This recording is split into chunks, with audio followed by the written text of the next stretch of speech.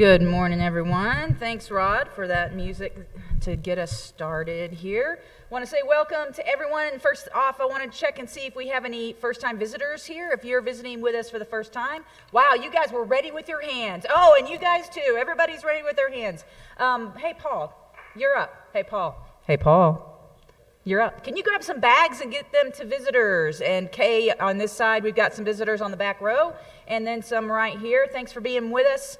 On your bag that you're about to get is a coffee card. If you're part of the community here in Salida, I would love to get to know you, and my name and number is on the cards, and please give me a call. I'd love to take you out for a cup of coffee. So thanks for being with us this morning, right there on the back row. Okay, there you go. Awesome.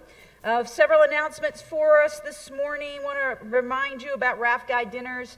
We've got 6 under our belts. We've got 2 to go, which seems crazy, by the way, that we're almost done with the Raft Guide season. We've got 2 more to go. Last week's Mexican dinner was awesome. We had a great night. Even the rain stopped for us, which was beautiful. And this week we're going to be doing barbecue dinner. Want to say special thanks to Teresa Dunlap, who's a member of our church. Unable to be here during the summers because she owns the Pancha Lodge, and she is very busy in the summer. So she and the Hunger Junction are helping us out with barbecue this week. And so special thanks to Teresa and, of course, all of our volunteers. We couldn't do any of this without all of our volunteers. If you're helping with tent and table setup, we will be meeting again at 4:45. I was tempted to move it to 5 o'clock because, once again, my setup crew is on it. We've got a system. We've got it down. But we'll leave it at 4:45 just in case. There's lots of volunteer opportunities, sit-down jobs, stand-up jobs, hanging out jobs, sitting and talking to Raft Guide jobs, making cookies jobs, all sorts of jobs. If you want to sign up to help with that, sign-up sheets are in Century Hall. So please check that out. Also, there's going to be a prep time, 2 prep times this week, Monday and Tuesday, both at 1 o'clock, to help us get ready for the dinners. Trustees meeting this week on Tuesday at 11 o'clock, so if you're a trustee, please attend that, either by Zoom or in person. Just let us know if you need to Zoom in, and we'll take care of that for you. Also want to let you know, yesterday we did our first Fellowship of the Box, which is the new faith community that we're starting at the CrossFit gym. And Chris and Jean came and lived to tell about it, right? They survived. They weren't sure yesterday if they were going to. It's a workout, isn't it? We do a workout, and then we have a short little devotion/Bible study and prayer time, and it was a lot of fun, and had a few folks from the gym that were there, and then a few folks from the church from here, so a nice mixture of my worlds colliding, which is always fun. And we'd love for you to join us. We do that every other Saturday, so not next Saturday, but the next Saturday we'll be back at the CrossFit gym and having church at the CrossFit gym. So if you're interested in that, just let me know, and I can get you more details on that. Next week, on alternating Saturdays, we do Hike Church. So this coming Saturday, we'll be doing Hike Church. And again, if you need information about where we're meeting or what hike we're going to do this week, just let me know, and I can get all that information to you, get you signed up on our Remind group so you can get all that information automatically. All right, I think that's all the announcements that I have for this morning. So why don't we stand and greet each other?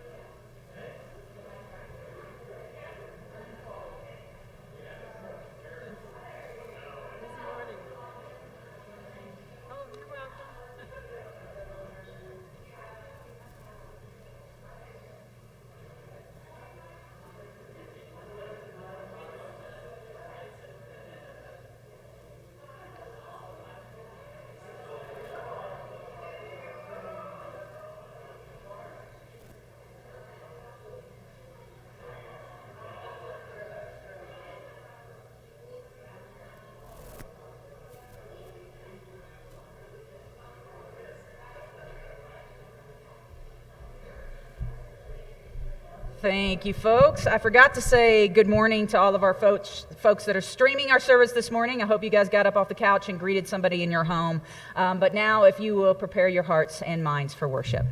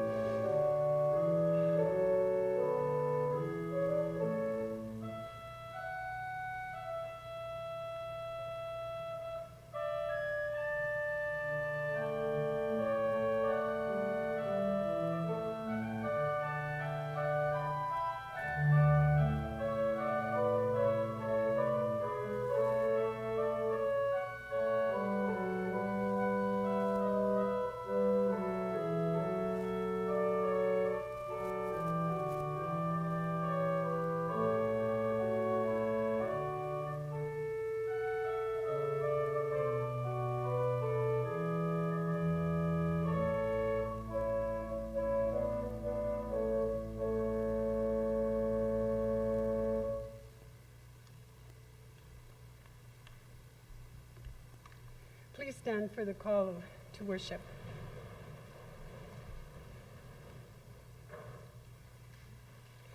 We gather today to worship the one who created us, the one who calls us, the one who equips us, The one who cares for the details of our lives. the one who loves us without end. With joyful hearts, let us worship God.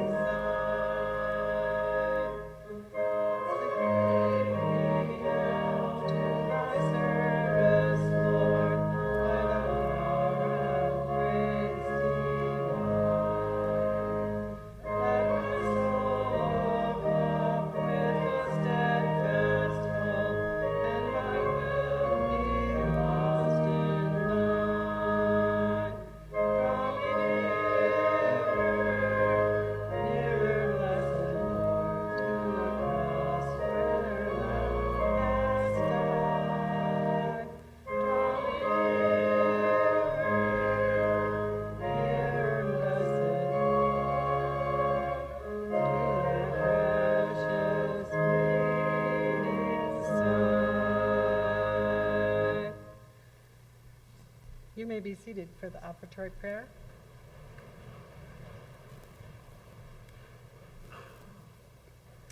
O Lord, God of all creation, through your goodness we have this money to offer, the fruit of our labor and of the skills you have given us.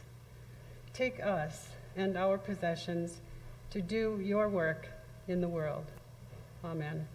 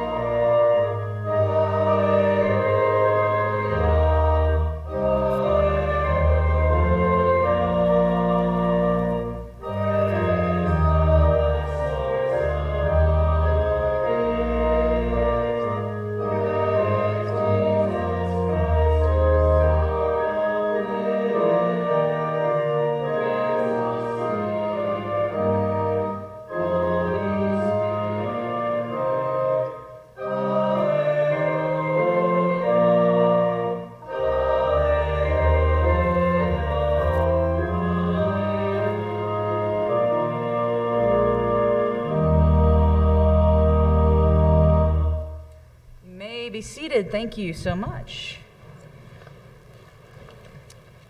Pull out a few prayer requests that have come in, and I'll give you the opportunity to share your joys and concerns with us in a minute, but please continue to pray for Judy Navio. Her surgical procedure that she had last Monday went very well.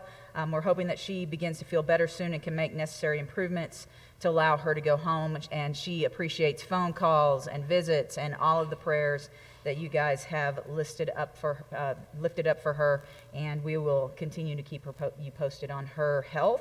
Also, Linda Bergstrom, please continue to pray for Linda and Randy as they continue follow-up doctor appointments for Linda. I know she had a couple appointments this last week, still kind of waiting to see what doctors can figure out for her. And also, we got word this week that Jerry Massey's mother, Ruth, who's 92 and lives in Montana, actually she's going to be 93 in 2 weeks. I think when you're that close, I think it counts. So 93, let's just say she's going to be 93. She fell and broke a hip a couple of days ago. She's been transported to a hospital in Billings where she had surgery on Friday. And Jerry's brother, who lives close, is with her, but I know Jerry is going to be getting out there soon as well. Right now, Jerry and Phyllis Massey are kind of in two directions. Phyllis is in Lubbock right now, working on some things, and Jerry's in New Mexico, I believe, and then they're going to be headed up to Montana, so please keep them in your prayers as they are traveling. Okay, do we have any other joys or concerns? If you have anything, if you would just raise your hand, we will get a microphone to you. Oh, we got some over right up here. Okay, there you go. Sandy's got one. Thank you for your prayers for our nieces. The 22-year-old who had cancer surgery is doing well. She's recovering from the radiation treatments, which really knocked her out, but she is getting better. And then our little 3-year-old, they've just decided that her diet was not sufficient for her, that she is so active and her metabolism is so high that she needs more. And one of the things she needs more of is fat in her diet. And man, why hasn't anybody told me that? I want that kind of advice from my doctor. What you really need is more food. I was just going to say that's the reaction of almost everybody we've told that. Lucky girl. So thank you very much. She's home. She's doing well. Awesome. That's so good Everything's to hear, good. Sandy. Thank you. Are there others? I think I saw a couple other hands. Did I? No? Maybe? No? All right. People have been asking about my dad, and once again, I'll share that he's fine. Our computer seems to be fine, too. And he's doing great. He's kind of tired. You know, he's on that roller coaster with his blood thinners right now. It had gotten really, really thin, and so they adjusted his medication, and now it's a little thicker, and so he's kind of adjusting to that. But other than that, he's feeling pretty well. So thank you for praying for him. And I can't think of any other things, so let's spend some time in silent prayer.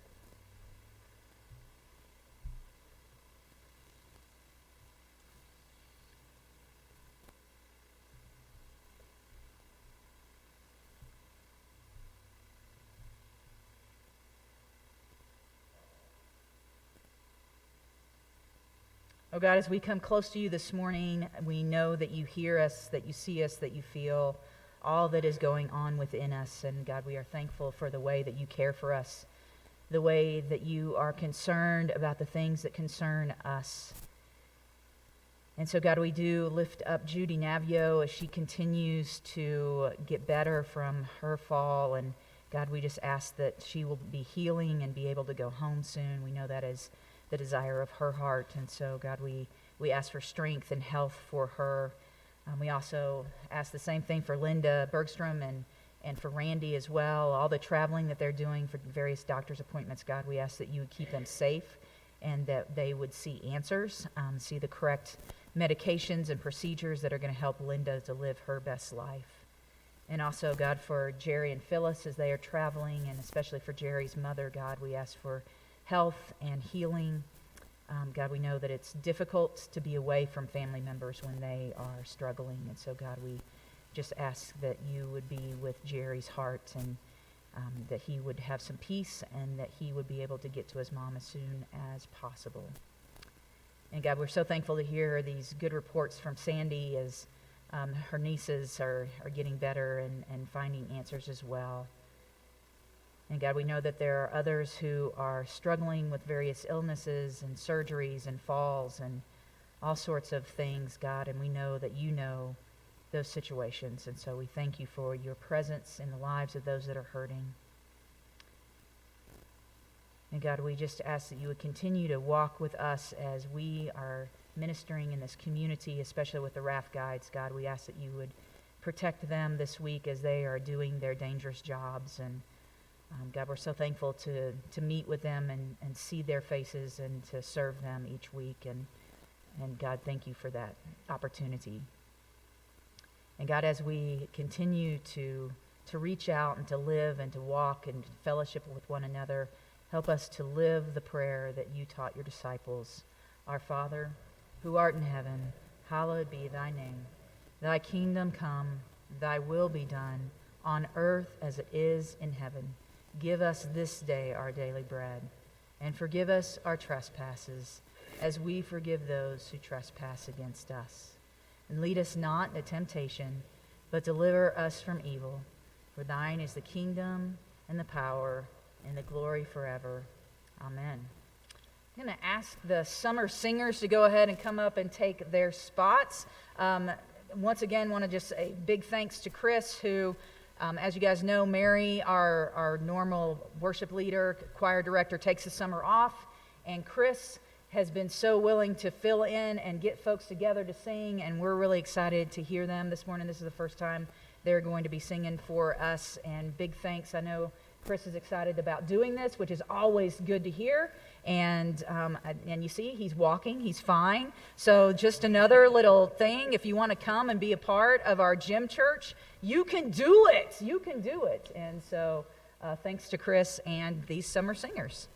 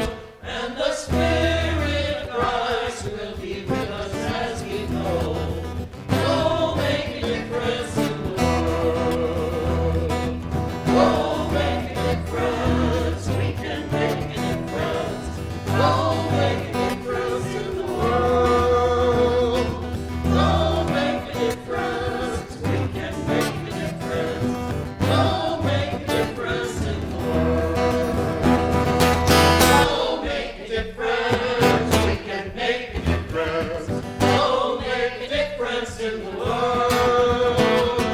Go make a difference. We can make a difference. Go make a difference in the world. Go make a difference in the world. Go make a difference. Make a difference in the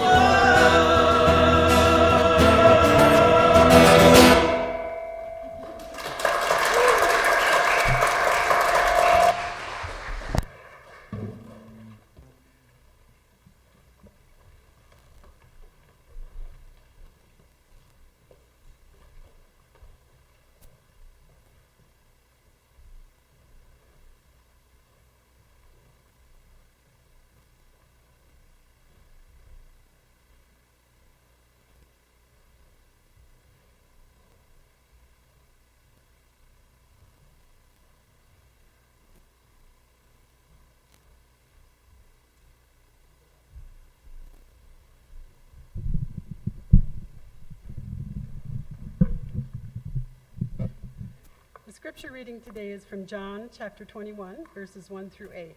Jesus appears to the 7 disciples. After these things, Jesus showed himself again to the disciples by the Sea of Tiberias. And he showed himself in this way. Gathered there together were Simon Peter, Thomas, called the twin, Nathanael of Cana in Galilee, the sons of Zebedee, and 2 others of his disciples. Simon Peter said to them, "I am going fishing." They said to him, "We will go with you." They went out and got into the boat, but that night they caught nothing. Just after daybreak, Jesus stood on the beach, but the disciples did not know that it was Jesus. Jesus said to them, "Children, you have no fish, have you?" They answered him, "No." He said to them, "Cast the net to the right side of the boat, and you will find some." So they cast it, and now they were not able to haul it in because there were so many fish. That disciple whom Jesus loved said to Peter, "It is the Lord." When Simon Peter heard that it was the Lord, he put on some clothes, for he was naked, and he jumped into the lake. But the other disciples came in the boat, dragging the net full of fish, for they were not far from the land, only about 100 yards off. This is the word of the Lord. Robin. Whoa, hey. I've got a hot mic here, Bob. Woo. Woo. All right.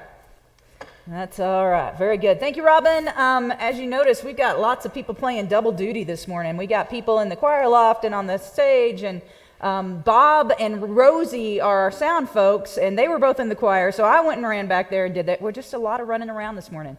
Good thing I go to the gym. All right. And you can too. I keep pushing this. You see, there's all these opportunities. It's awesome. And it's fun. That's right. It's not just sweating. It's a lot of fun. That's right. Very good. Thank you for that testimony, Jean. I love that.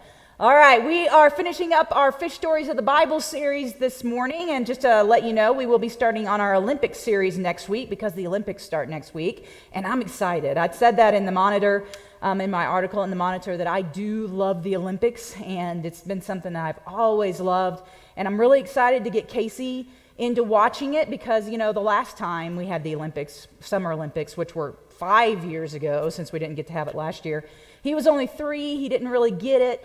And I'm super excited to get him to watch the Ethiopian track stars. That's going to be a lot of fun to be like, hey, son, you cheer for those guys. So that's going to be a lot of fun to get him into that and get some, you know, culture going for him. So I'm excited about that, but I'm excited about this series that we're going to do. I'm also excited about the potluck and homemade ice cream competition, Olympic competition that we're going to have. In the midst of this, we haven't released all the details on that yet, but be looking for that. We're going to have a potluck, folks, which should be reason enough to get excited. I mean, come on, we haven't had one of those in like, I don't know, 18 months, something like that. It's crazy, but we're going to have one of those, so it's pretty exciting. Also want to remind you that we do have some snacks and things in Century Hall after the service, so please join us for fellowship time after we get done in here.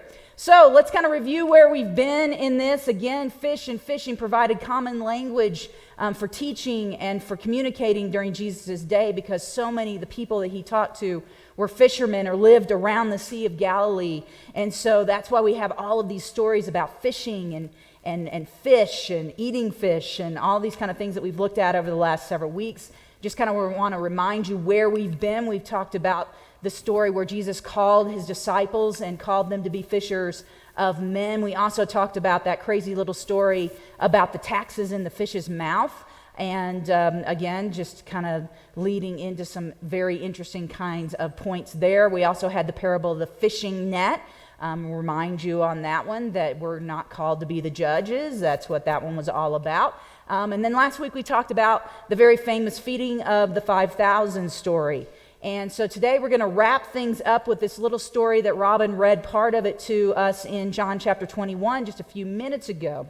And to give you a little context about John chapter 21, it's an interesting story if you've ever read straight through the book of John and you get to John 21 and there's something about it that just doesn't kind of feel right. And a lot of commentators believe that this is kind of an addition, that maybe this was something that somebody else wrote later and tacked on to the end of John's gospel. And the reason why they think that is if you go back and read chapter 20, this is the way chapter 20 ends. It says, "Now Jesus did many other signs in the presence of the disciples, which are not written in this book. But these are written so that you may believe that Jesus is the Christ, the Son of God, and that by believing you may have life in his name." And that's the way it stops. And you might think, well, that's a great way to end a book. That's a really good conclusion, right? And then it moves right into the story that Robin read us a few minutes ago. And some people think, well, wait a minute, was that just kind of tacked on? And, I don't think it was. Some commentators believe it was, but most commentators would actually say, no, it wasn't tacked on, that this is not unusual in ancient literature to do this. In fact, the Iliad is famous for doing this as well. It seems like there's several places where the Iliad, y'all have read that, right? Probably not recently, probably like when you were in high school or college or something like that. And, if you were like me, you read the Cliff Notes. But so it seems like it's ending like in several spots, and then it just picks right back up again. So this was not unusual in the literature of the day. And the context, the syntax, all those things in chapter 20 and 21 are so similar. Most commentators would say, no, this wasn't tacked on. This is supposed to be there. This story is supposed to be there. And so that's good. We get to talk about it this morning because it is there. Now, when this story begins, Jesus has appeared to his disciples a few times. He is resurrected. At this point, he's been through the crucifixion. He's been resurrected. And he's appeared to his disciples a couple of times by now, all in Jerusalem at this point. He has appeared to them. And in the appearances that John records, remember that the different gospel authors, they wrote about different things and different things that happened in Jesus' life. And so in John's listing of appearances, he doesn't have Jesus giving them any instruction. He just has Jesus kind of showing up and talking to them. In one of the appearances, it's the appearance where he has Thomas, who was having trouble, old doubting Thomas, having trouble believing, and he had Thomas come and feel his hands. That happened in one of the appearances that John mentions. But he doesn't really give any instructions. Jesus doesn't tell them what's next. He doesn't say, okay, here's the next steps. Now, Matthew, when he records when Jesus appears to the disciples at this point, he tells them that Jesus said to go wait for him in Galilee. Get out of Jerusalem. It's not really safe to be here, so go back up to Galilee. And if you remember, Galilee is home base. That's where most of the disciples were from. It's where Jesus was from. It's where most of the ministry happened. Jerusalem was not the epicenter of the teaching and healing that Jesus did. It was mostly in the north, up around the Sea of Galilee. And so he told them to go to Galilee and wait for him there. And so that's apparently what has happened here in this story, because they're back on home base. They're back up where they feel most comfortable, which is close to the water. And so they're up there, they're waiting for Jesus, but Peter, you guys kind of know a little bit about Peter. Does he seem like the kind of guy who's good at waiting? He's really not. He's always the disciples that was jumping in head first, and sometimes he doesn't even think about what he's doing. He just kind of starts doing things. He's not real good at waiting. And so going to Galilee and just sitting around and waiting for Jesus and waiting for their next instructions was not something that I would imagine that Peter did well. And so what does he do? He's like, well, let's go fishing. If we're just killing time, we might as well go fishing, right? And that may have been his whole thing. He may have just been killing time, or it may have been that he just decided to go back to his old life. Because remember, Peter was a fisherman. That's where Jesus called him from the very beginning when we looked at that first story of Jesus calling the disciples and calling them to be fishers of men. Peter had been a fisherman, and so had many of the other disciples. And so it may have been that they weren't really waiting. It may have been that they were just done with the whole thing and are like, okay, Jesus is gone. We haven't seen him in a while, so we're just going to go back to our old life because we have to make a living now. We have to have something else to do.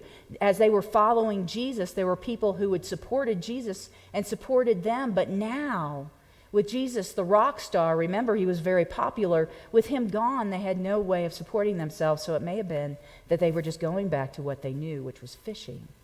Now, it says something about Peter's leadership here at the number of disciples that went with him. Several of the disciples said, okay, Peter, if you're going fishing, then we're going fishing too. They had kind of latched onto him as the leader. Peter was probably the oldest of the disciples, and I mentioned last week that Peter was the only one that had paid the tax. Remember when they were asking about the taxes, and there was the taxes in the mouth of the fish, but it was just enough for Jesus and Peter? That was probably because the rest of the disciples weren't old enough to pay taxes. Peter was probably the oldest one, and so they kind of followed him around. He was kind of the leader of the disciples naturally, but it shows his leadership that at this point, so many of the disciples decided, okay, well, if Peter's going fishing, I'm going fishing too. And so that's where they are. They go out fishing during the night, is what it tells us, and we talked about this in the first story, that a lot of times what they would do is they would go out and they would fish in the deep waters in the nighttime, and then they would come and empty their boats, and then they would go into the shallow waters and fish during the day. And so they've been out at night, and they've caught nothing.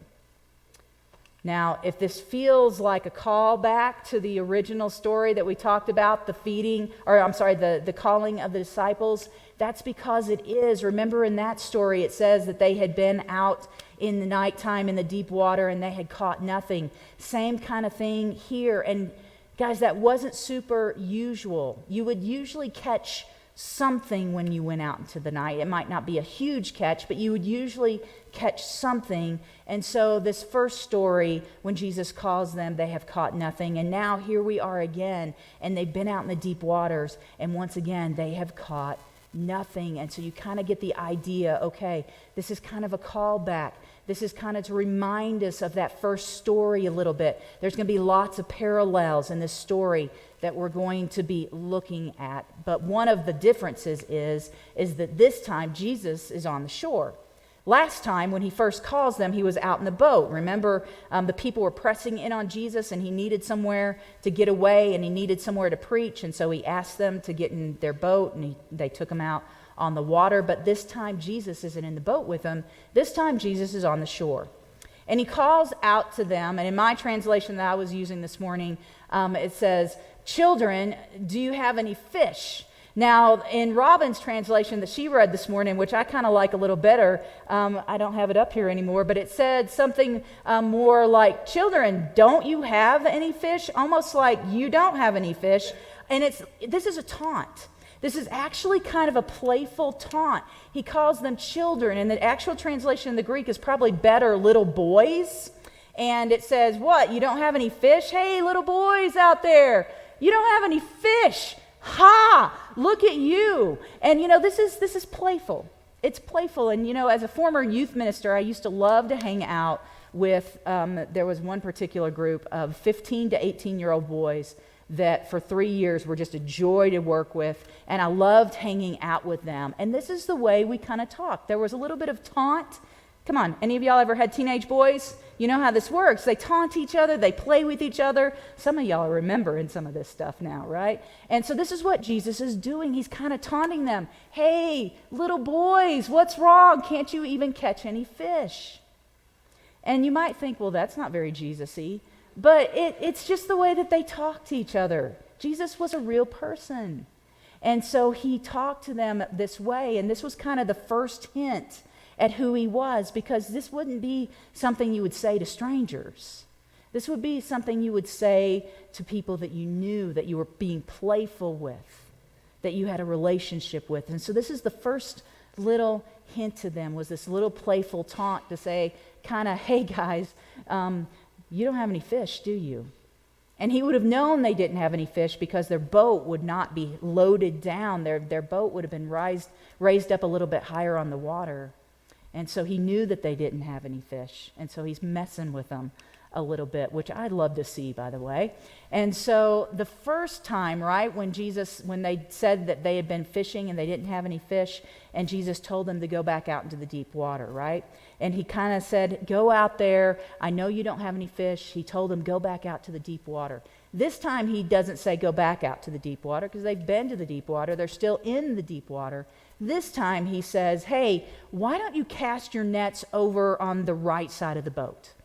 Why don't you've been fishing on this side of the boat, why don't you cast your nets onto the other side of the boat? So it's a little bit of a difference here, but he's still kind of giving them fishing advice, which, any fishermen out here? How well do you take fishing advice from other people? I mean, it's one of those things where you're just like, yeah, okay, whatever. Thanks, Boomer. Thanks for telling me how to do my job. So, both times he's kind of telling them how to do their job, even though he's not a fisherman. This time he says, go ahead and put your nets on the other side of the boat. Now, these weren't huge boats. These weren't like cruise ships where there was going to be really drastically different fishing waters from one side to the other. The boats were probably about as wide as this stage up here, so there wouldn't have been a whole lot of difference. And so he says, go and do it on the other side of the boat. But it's not just about finding different waters here. He's actually making them do something that would have been a little bit difficult. These boats, the way they fished is one side of the boat they fished from. On the other side of the boat, they had all of their equipment, and the sail might be pushed to that side, and all of the things that they would need, all of their equipment, everything would be on one side of the boat, and then they would fish from the other side of the boat. And so when Jesus says, I want you to go to the other side of the boat and fish, they would have had to do a little bit of adjustment. It would have been a little bit of work. They would have had to have made some effort to do this, to move to the other side of the boat. But they took the advice. They took the advice even though it was difficult, because you could fish from the other side of the boat, but it was going to be a little bit difficult. You were going to have to move some stuff. You were going to have to rearrange some things and do it. But they did. They took the advice and they went to the other side of the boat, and once again, just like last time, there was this miraculous catch of fish. They pulled in this huge catch of fish after they moved to the other side of the boat. And now, they didn't quite get the first hint. They didn't get that taunt at first, but now their minds are starting to spark. Now they're remembering. Now they see a miracle happening. Now they see something completely familiar to them. They start to put together what was happening to them once again. And it was a disciple that Jesus loved. Remember, I told you last week that John, when John writes, a lot of times he refers to himself because he's a part of the story that he's writing. He refers to himself, but he doesn't mention himself by name. Remember, it's possible that last week during the feeding of the 5,000, when John recorded that it was a young boy that brought the lunch, it might have been him that had brought the lunch. This time he doesn't refer to himself, but he refers to himself as the disciple that Jesus loved. And he's drawing attention. He does this several times. He draws attention to himself and says, yes, it was me that figured it out. I was the one, the one that Jesus loved. I was the one that figured out who it was. And so he says it out loud. It's Jesus. This is all feeling so familiar, and he puts it all together, and he's like, it's Jesus. This is the one. He's back. He's reappearing to us once again. And so Peter, in very true Peter fashion, remember, he does not wait well. He doesn't think about things. He just does things. He jumps in the water and swims to shore. Thankfully, he put his clothes on. Because it does say, in your translation, it says he was naked. He probably wasn't completely naked. He was probably just like in his skivvies, if you would, because he'd been fishing all night and he'd been moving equipment from one side of the boat to the other. And so he puts on some clothing and he goes and he swims to shore because he's so excited that Jesus is back. But remember how things went down with Peter and Jesus before Jesus was crucified? Remember all of that? Wasn't a great last connection for Peter with Jesus. Remember, he had denied him 3 times, even though Jesus had told him it was going to happen. And he was like, no, not me. No, I would never do that, Jesus. And then soon after, he's done it. And so Peter is so excited to be able to reconnect with Jesus. After all of that, he jumps in the water and he takes off and he leaves the rest of the disciples to haul in the fish. I love that part too, that he leaves these guys hanging. He totally leaves them hanging, and you know, you can kind of tell in the story that there's a struggle to get these fish to shore. It was a huge catch for them. And he leaves them. He's not concerned about fishing anymore. He's back where he was with his master, and so he swims to him and he leaves those guys hanging. And that's where we're going to pick up the story in verse 9.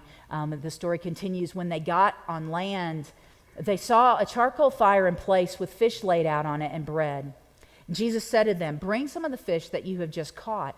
And so Simon Peter went aboard and hauled the net ashore. I'm glad he did a little work. Full of large fish, 153 of them. And although there were so many, the net was not torn. And Jesus said to them, come and have breakfast. Now none of the disciples dared ask him, who are you? They knew it was the Lord.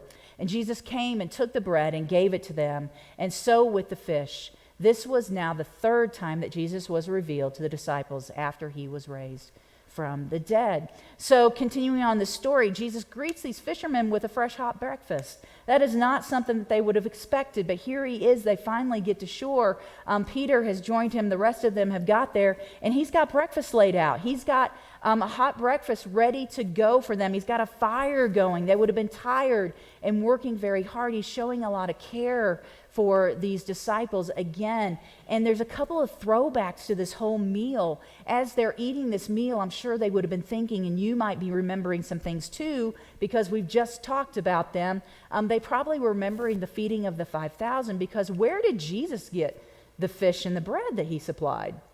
Had he gone fishing? It doesn't say he did. He just kind of has fish and bread, and it's ready to go for them when they get to the shore. Where did the bread and the fish come from? Well, we know that, producing bread and fish is nothing for Jesus. He does that all the time, right? It seems like.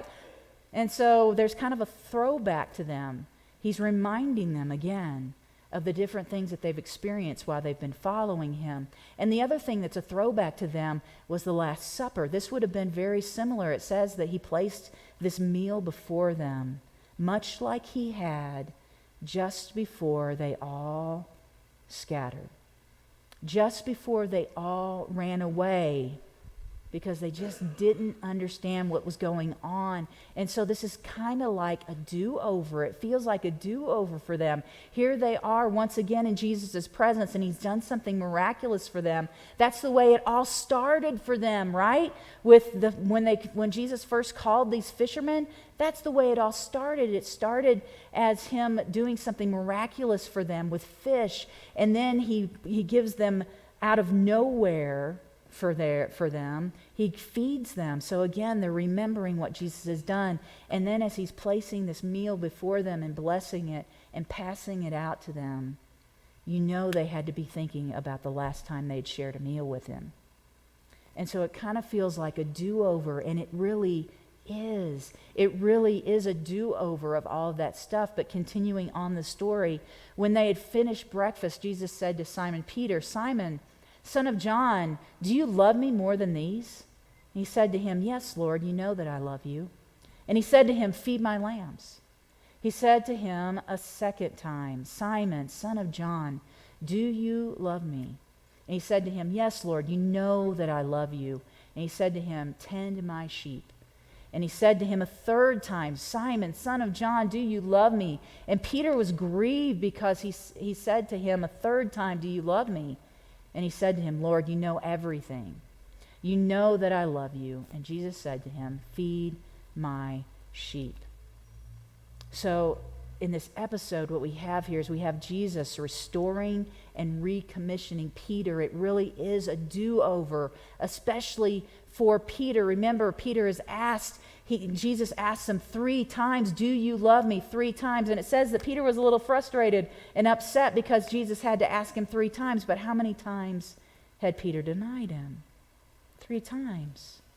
And so here he is saying, all right, here's your opportunity. You denied me 3 times. Here's your opportunity to confess your love for me and your devotion to me and your willingness to follow me. And so 3 times he asked him, do you love me? Do you love me? Do you love me? And again, it's a do-over. It's a do-over. It's like we're going to undo all of those things that happened before. He's restoring him. He's undoing those denials. He's giving him the opportunity to move forward.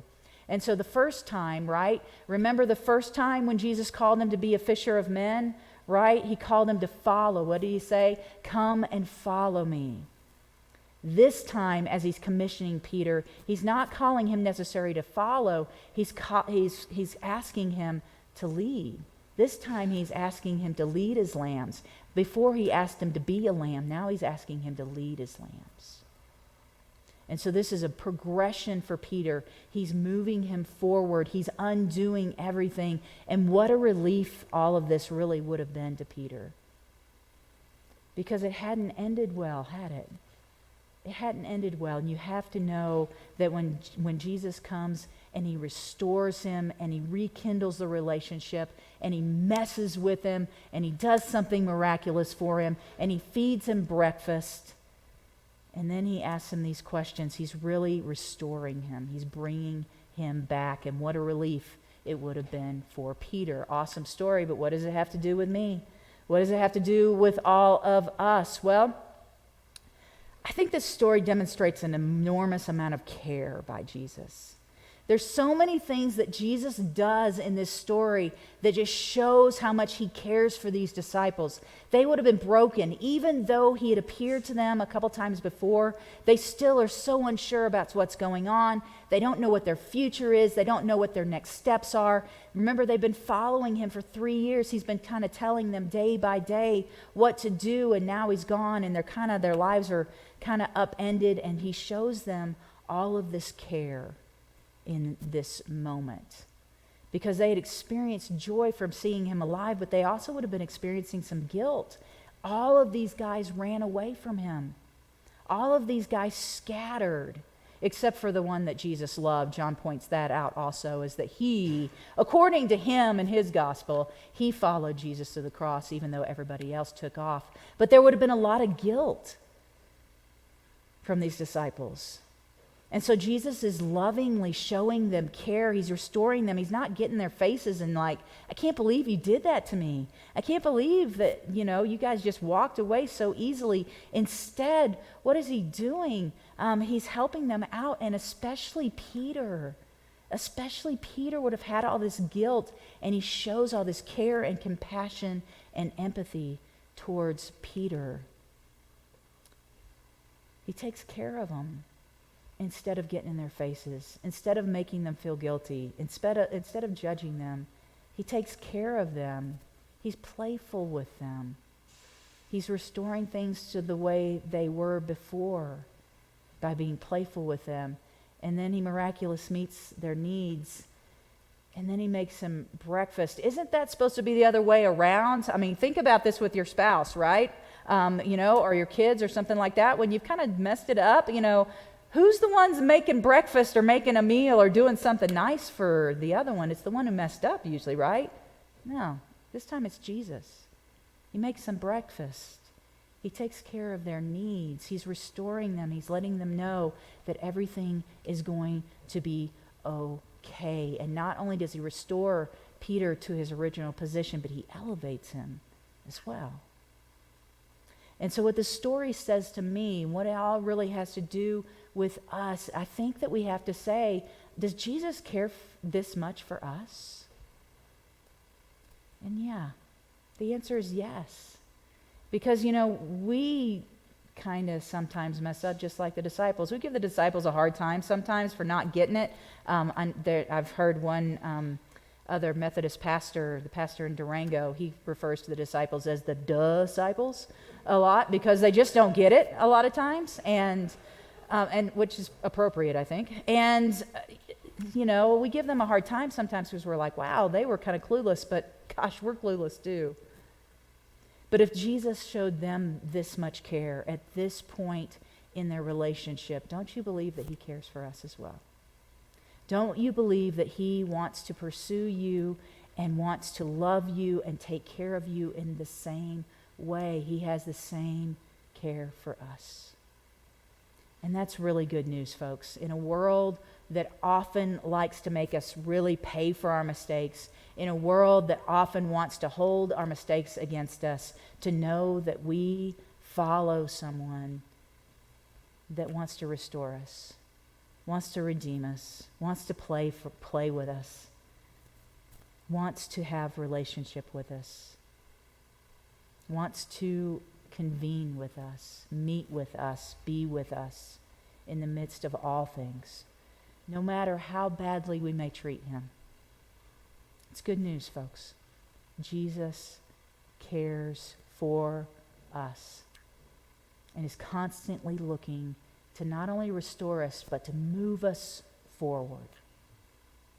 That's good news. Let's pray together.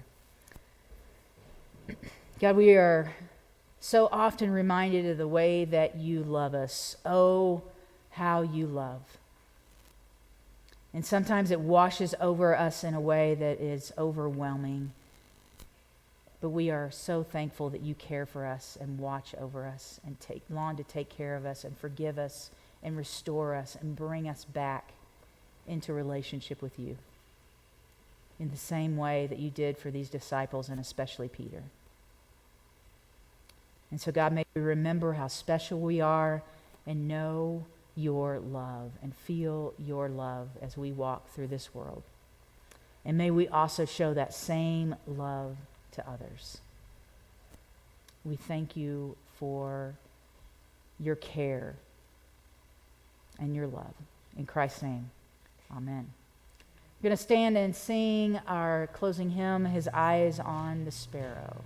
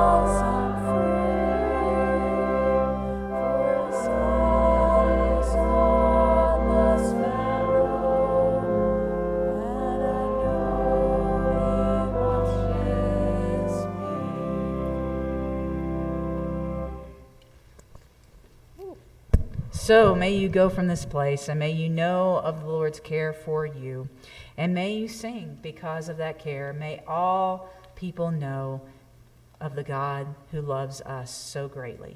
Go in peace and in that love. Amen.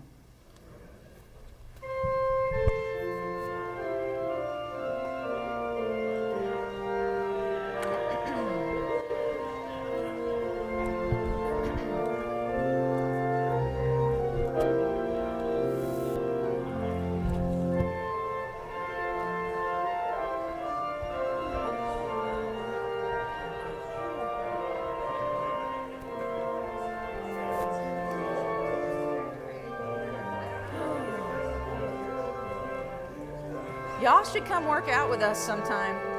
Yeah. I should try that. I was just like, gotta be it's like careful. Paul. Yeah. They scale everything. I have to be Yeah. careful too. Yeah. Well, yeah, with knee type stuff. Yep, right? me Yeah, too. Yeah, Yep. yeah, And so yeah. we scale everything. But I bet you guys Yeah. could come work out with us sometime. Sometime, come join us. I'll tell my drink stand buddy to join me.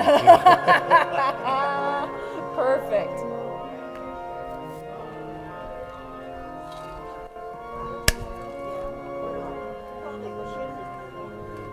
Whew, I got warm up there. I'm sweating. Whew. There isn't. There isn't any air. Yes, ma'am.